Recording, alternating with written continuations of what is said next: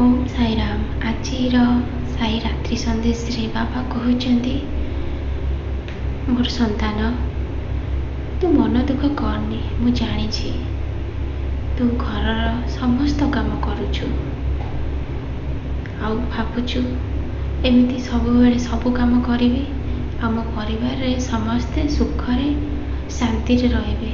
किंतु तू जिते काम कले भी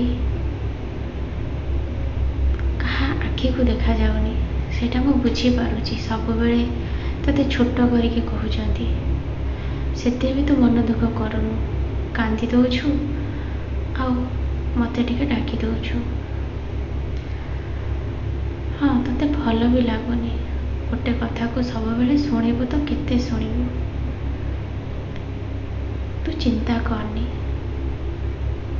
ए संसार को समस्ते आसीचंती किछि भल कर्म करबा पाई। तू किंतु भल कर्म ही करुछु। तते जे जते खराब कहिले भी तो कर्मरु तू केबे पछे जाइनु।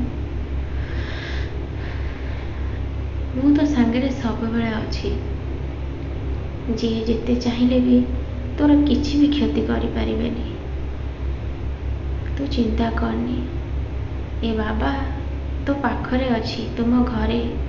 तू तो नीचे देखि पारुछु ना जो मूर्ति मते तो घरे रखिछु से मूर्ति हाथ गोड़ हलाउछि। तू सेटा अनुभव करुछु आ आखिरे भी देखिछु। कह मु तो सांगरे अछि। समय सब बेले गोटे पटे न थाए किंतु तू पूरा भाभी नहीं जाइछु।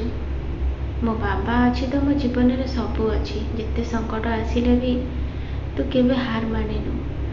तो जीवन में एते बड़ विपद आसीथिला तू ताकू ही पार करि गलु। मु तो धन्य हो गली। मो भक्त मते एते भल पाउछि। ए कथा कहला बेलको तो बाबा आखिरे भी लुह आसी जाउछि। संतान मु तो पाखे पाखे अच्छी। बहुत जल्दी तो रास्तारू मु सबू कंटा को दूर करदेवी। आउ तो रास्ता रे खाली फूल ही फूल मु बिछेई देवी। तू चिंता करना। मु जानी तू आज राति रे खाइबुनी किंतु तो बाबा को जदि भल पाउथिबु ना राति रे तू निश्चय खाइकी सोइबु। तू तो सब बेले कहूछु मो बाबा अच्छी तो मोर सब किछि अछि। किछि मनीष तते सही पारु नांती, अणदेखा करूछंती। तू चिंता करना सेमानक कथा मु बुझिबी।